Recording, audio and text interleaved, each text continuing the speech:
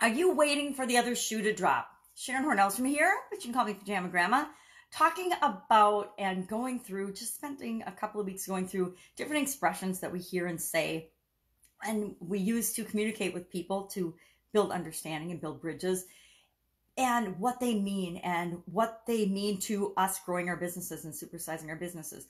And waiting for the other shoe to drop. As soon as I read this morning, I immediately thought of something bad, something negative, thinking about, of course, it's based on my past experience that I would automatically think of this in a negative way, right?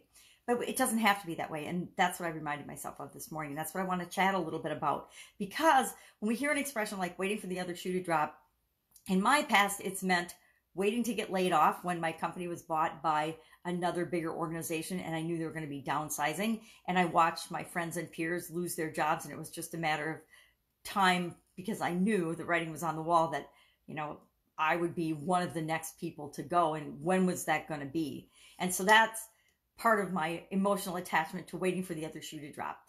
But when I think about waiting for the other shoe to drop, the only reason I would think about that in a negative way or a negative connotation, because what it means is literally waiting for something to finish, waiting anxiously or anticipating the finishing of something. So it was actually from a 20th century writer wrote about a man who lived in an apartment and was waiting to fall asleep, and he heard his loud neighbor upstairs drop his first shoe on the floor, and he was literally waiting for the other shoe to drop so he knew it would be quiet and he could go to sleep.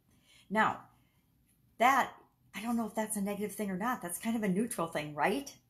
I mean, I've lived in an apartment before where we called them, when we were building our house, we lived in an apartment for a while with our two small children, and the kids would call them the elephants upstairs because it always felt like elephants were walking on the floor upstairs just because the floors were thin. It wasn't because they were being super loud. It's just that's the way it is in apartment living. So we've all had experiences that color how we view things now. And mine obviously have been negative associations with anticipating or being excited about things. Now, I decided this morning that I'm going to change that and look for examples of finishing things in a positive way, or looking at situations and anticipating and being proactive. And I think that's the key, is whether you're proactive or reactive. If you're waiting for competitors to come along and eat your lunch and take and steal your customers, that's, you can look at that as the other shoe dropping in a negative way. If you're being proactive and serving your customers better than anyone else could possibly serve them, and then you really don't have to worry about the competition taking them away. So that is no longer a negative. You've turned it into a positive where they're going to stay with you because you do such a better job for them that they're just not even going to look for options or look for alternatives.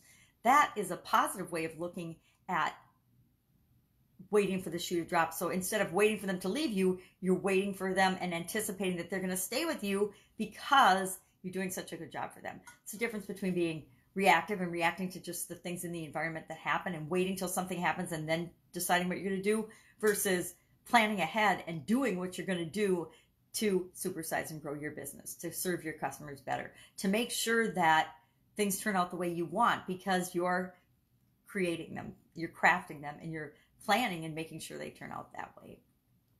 So think about and see if, and you're like me, and this particular way of thinking is still active in your life. Because I like to think I'm pretty proactive, but obviously, since I had this immediate emotional thought about this particular saying, there are areas of my life where I'm not at all proactive, and I need to get better at that. So ask yourself today, are there places that I'm being reactive instead of proactive? And I would say, take a step toward changing those today. That's it. Go out, make an awesome day, and I will, of course, be with you tomorrow. Bye.